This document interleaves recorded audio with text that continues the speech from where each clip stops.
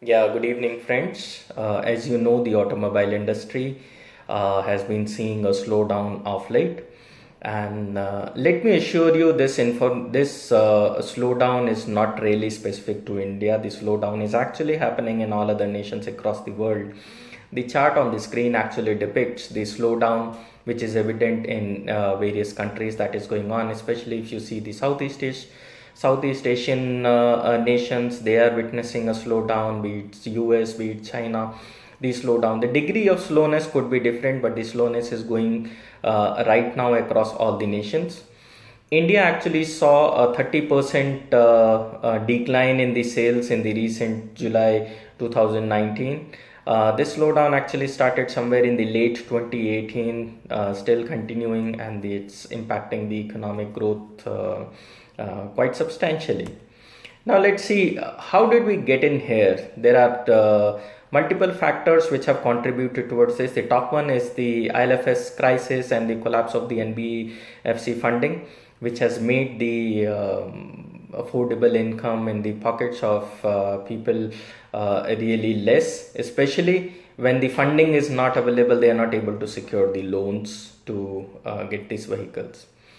Secondly, the cost of the vehicle itself has actually gone up for multiple reasons. One, the high GST and the cess onto the vehicles.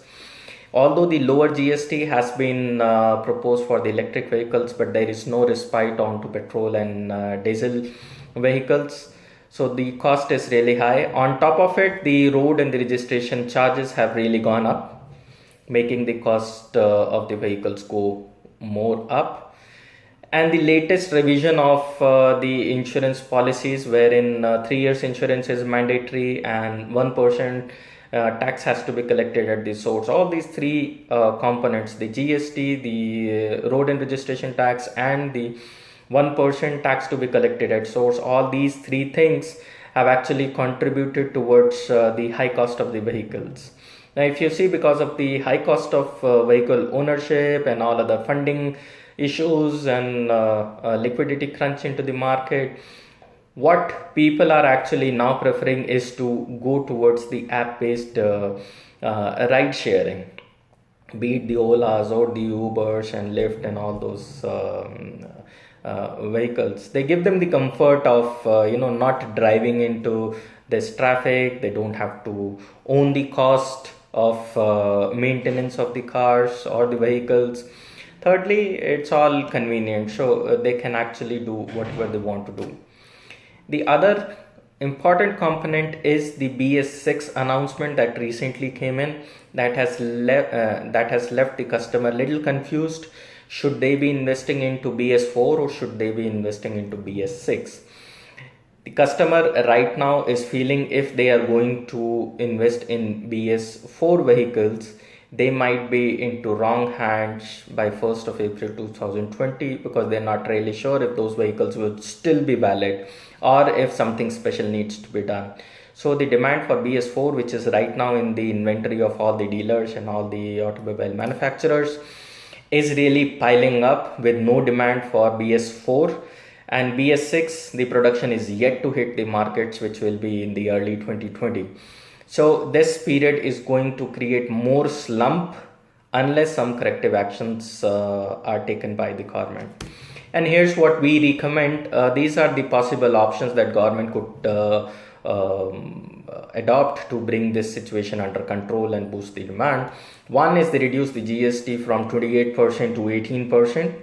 Second, reduce the tax collection at source for the insurance, which is 1%. And then remove the mandatory second and third year insurance. Yes, insurance is needed, but don't make it upfront. Third, please issue a clarification on BS4 and BS6 vehicles. Customer is really confused and really want to make a decision, should they be investing in BS4. The other thing that government can do is reduce the registration tax and the road tax. We recommend reduce it by 1%. More is certainly welcome. Third, the repo rates have been brought down by RBI, bringing the liquidity to the banks available. We would request, please enforce that this reduction in the interest is actually passed to the consumer, so that the vehicle loans are actually more affordable.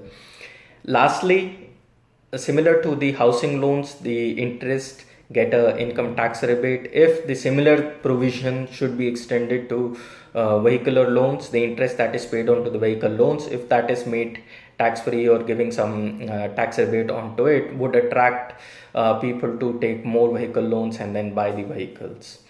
Now, however, options are too many. We recommend immediately the GST should be reduced. Second, remove the tax collection at source, 1% for the insurance. And third, please issue a clarification on BS4 and BS6. That will actually boost the demand. So those were the recommendations. Thank you so much.